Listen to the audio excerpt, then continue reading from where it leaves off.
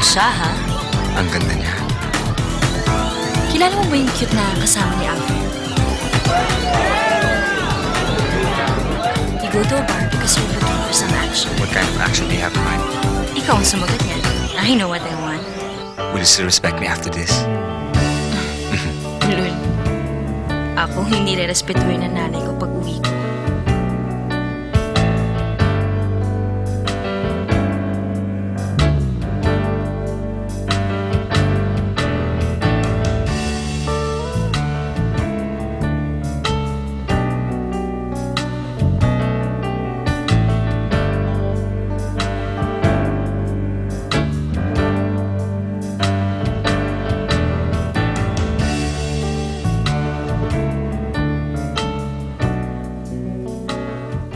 Bakit gusto mong bumukod? Ayaw mo na kami kasama? Ma, I just want space for myself. Space? Mabuti siguro kung maghanap na rin ako sarili kong place. Lahat pa ng mga motels may ganyan. Huwag mo sabihin ngayon ka lang nakapasok ng motel. Talagang gusto ko lang mag-solo. Bahala ka na sa buhay mo. At huwag ka nang babalik dito. Solo ba yan? Eh, doble kayo eh. Let's try to bed.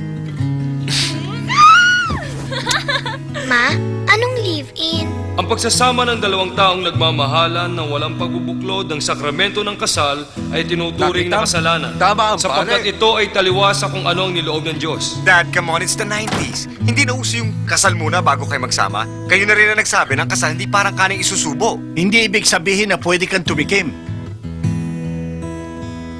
Bakit hindi muna kayo magpakasal?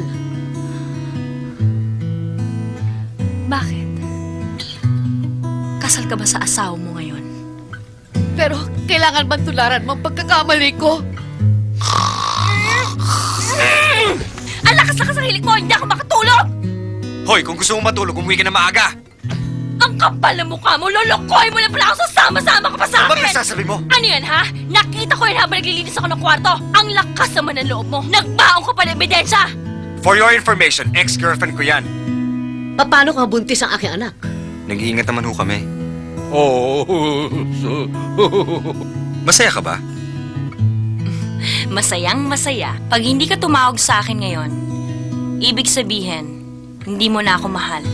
May problema ka ba? Wala. Eh, ba't kanya ka sumagot? Alam mo kung anong problema mo, ha? Masyado kang burara. Lahat ng gamit mo nakakalat pati panty mo. Eh, ikaw rin naman ang dami mong complaints. Ultimo toothpaste, pinapansin mo.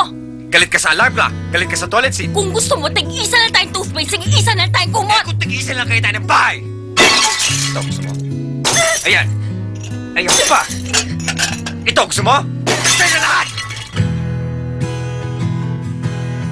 Naalala mo ba bang iyong kahapon?